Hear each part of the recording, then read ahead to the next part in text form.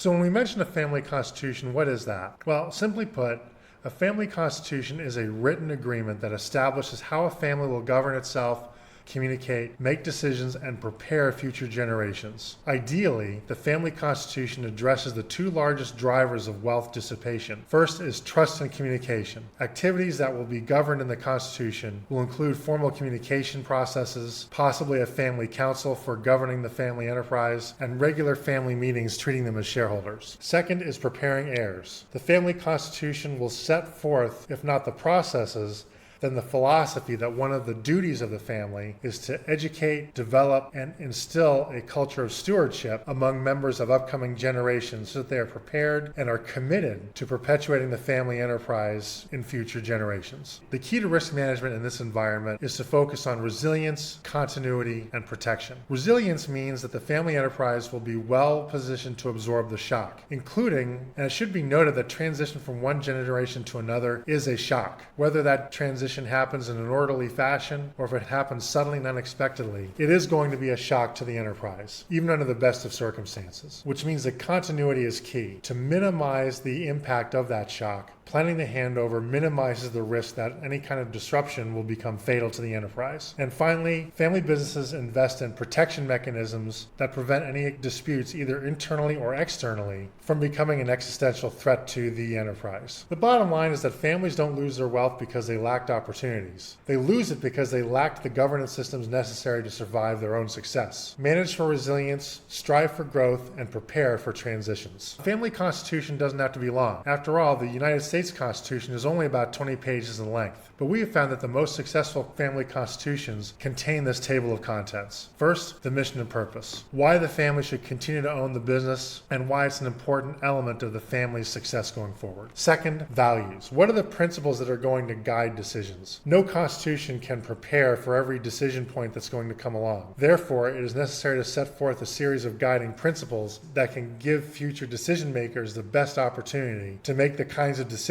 that their ancestors would have wanted. The family constitution must provide for governance. At some point, decisions will have to be made, and the family constitution will describe and proscribe how those decisions should be made. Fourth is employment policy. Different families will have different criteria to decide who will work in the business and who will not. Next, a family investment thesis. The family constitution should contain a description as to how the family business will judge, pursue, and monitor investments going forward. Next, there should be some sort of liquidity policy. If a family member doesn't want to remain a shareholder and they want to cash out, there should be a mechanism to do so. There's nothing to be gained by trapping family members inside the business. Next is a dividend policy. Most family members are going to want to reap the financial rewards of the business at some point, but in order to avoid the demand for dividends becoming chaos, a good family constitution will set forth very clear rules or at least guidelines in how dividends will be determined and when they'll be paid. The family constitution ought to include language for succession planning. If a family business has some sort of Game of Thrones type political free-for-all every time somebody's ready to take over the business, that's unlikely to lead to the success of the business in the long term. Education requirements. Smart businesses realize that taking over the business should require more than simply having the right last name. There needs to be some sort of training process involved, or at least a minimum set of qualifications, in order to entrust such an important financial asset to somebody, including a family member. And finally, there should be some written mechanism for conflict resolution. By far, a family is much better off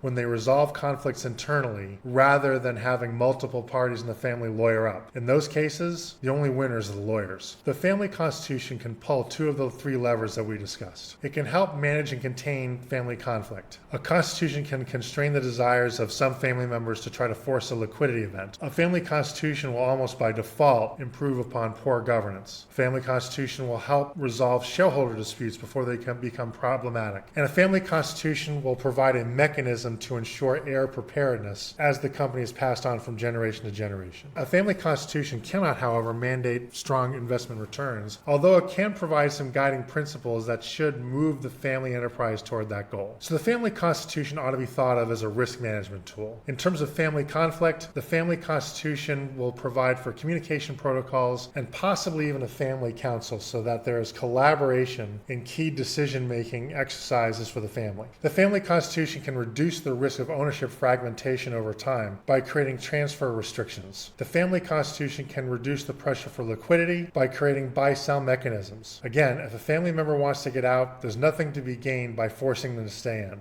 A family constitution can reduce the risk that a sense of entitlement could wash over generations of the family and make them poor decision makers. This can be mitigated by education and cultural requirements. Finally, the Constitution can manage risk by addressing potential leadership gaps and ensuring that when the company is ready or requires somebody to take over in a succession scenario, that there's at least one person, preferably more, that are ready to accept that challenge. It's worth noting that firms with a formal succession plan are 2.5 times more likely to survive over 30 years, yet most family firms do not have one at all.